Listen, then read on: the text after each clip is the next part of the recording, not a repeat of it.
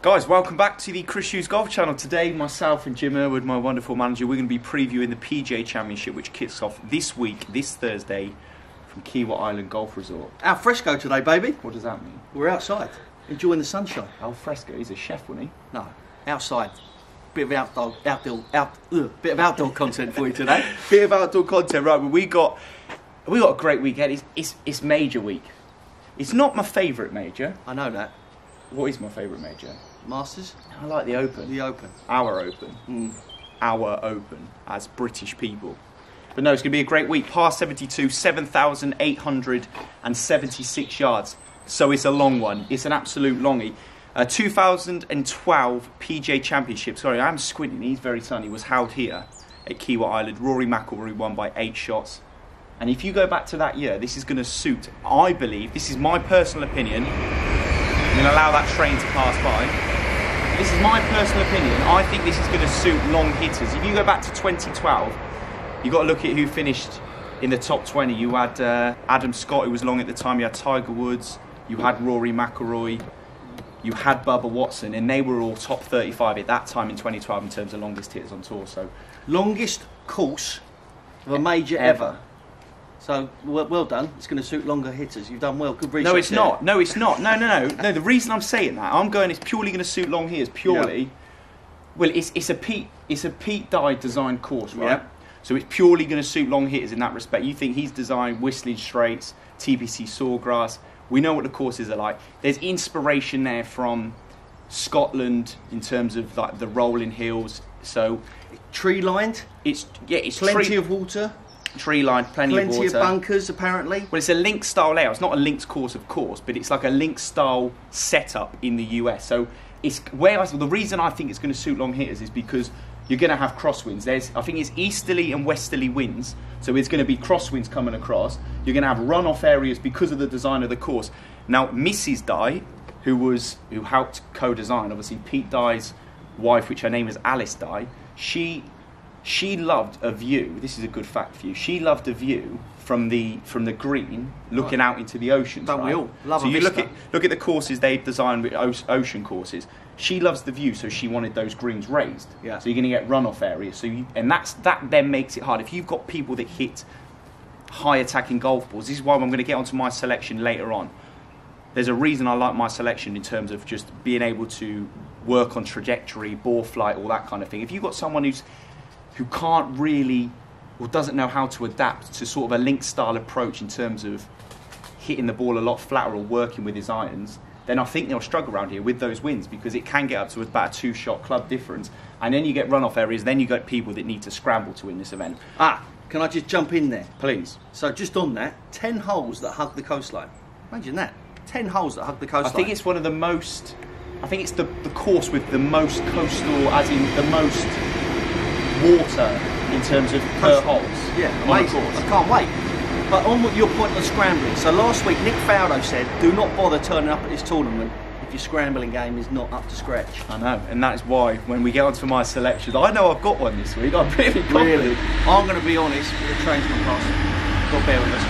My form has been barren in picking winners at the moment. As a channel, we haven't got a winner, but we can't be too harsh on ourselves because it's very prevalent at the moment that people winning on the PGA Tour are winning for the first time. It happened again Sunday.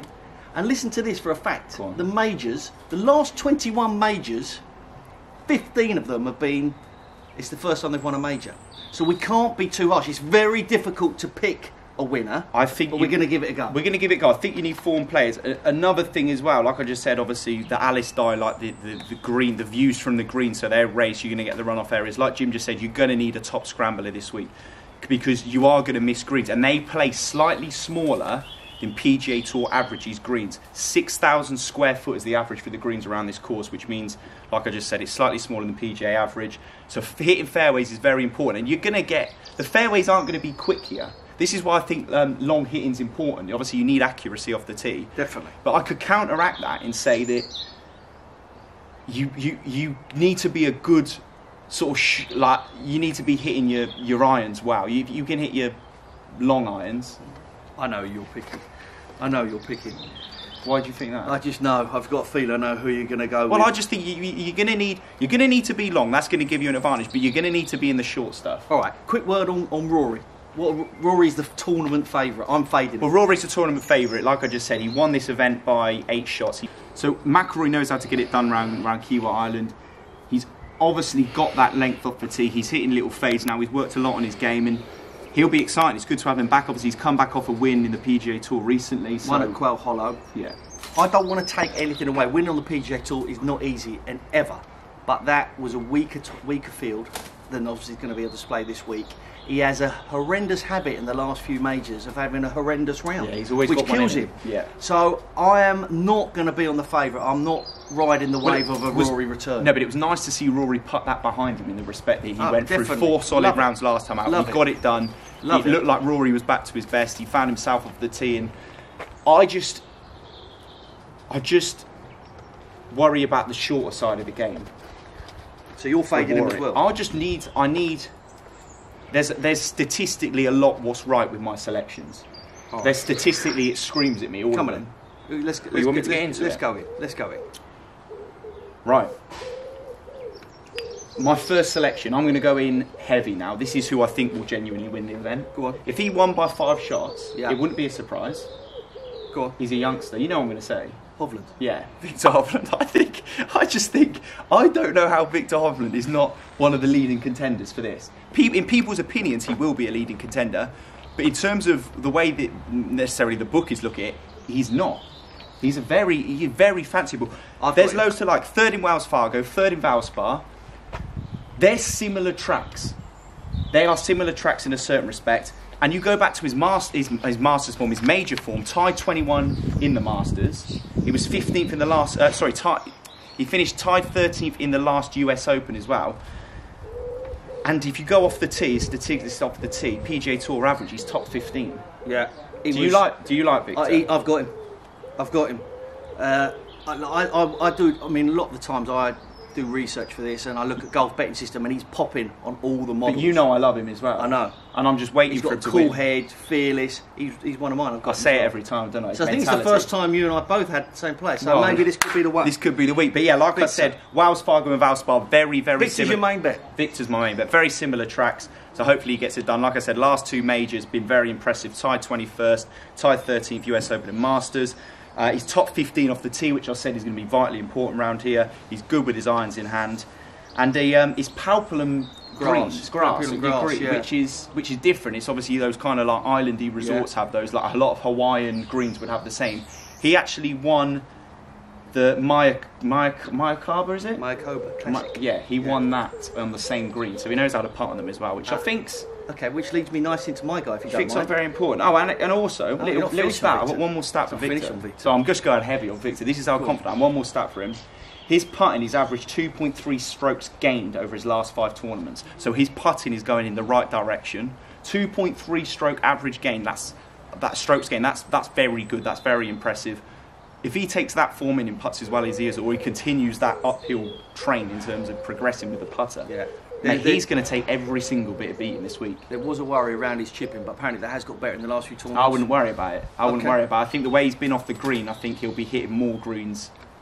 I think he'll be hitting more greens in regulations than other golfers, purely off the fact that he's top 15 in off the tee. Let's go, Victor. Okay, you mentioned the grass. You know who else has won on that grass?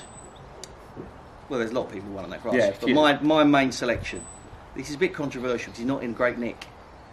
DJ. Yeah. He's the world's number 1. You can get him at 18 to 1. Are you all right? 18 to 1 on the world's number 1. He can hit long. He can putt off this grass. It's just a question mark over his form. Don't tell me he ain't got the game. Don't tell me Dustin Johnson's not got the game. I don't think he has it at the minute. If I could fade one, 18 to 1, world number 1. Yeah, but I'm going to say something ridiculous now. It wouldn't surprise me if he missed the cut.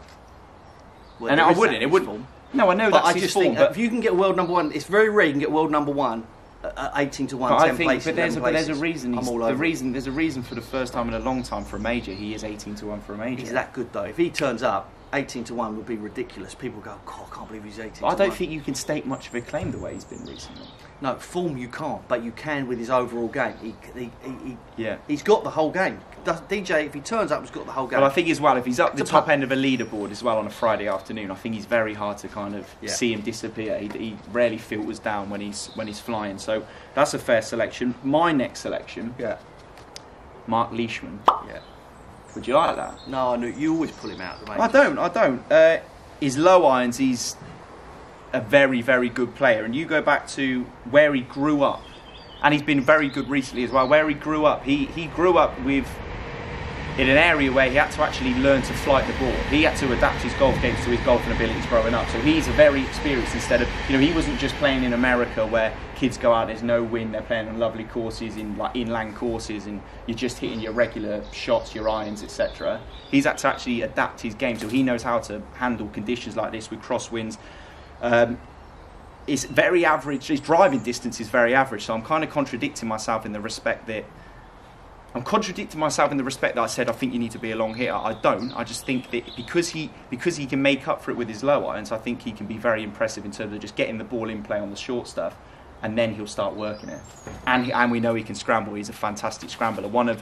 For me, one of the best on tour, and it's part of his game which has improved massively. So, who's a better scrambler? Patrick Reed. 40 to 1, baby. I'm going prices this week. 40 to 1, Patrick Reed. This is where he points. He loves a Patrick Reed. He's won at Torrey Pines. He's won at Augusta. He's won at Bethpage. He's won at Doral. 4 long courses. His major record is outstanding in recent events.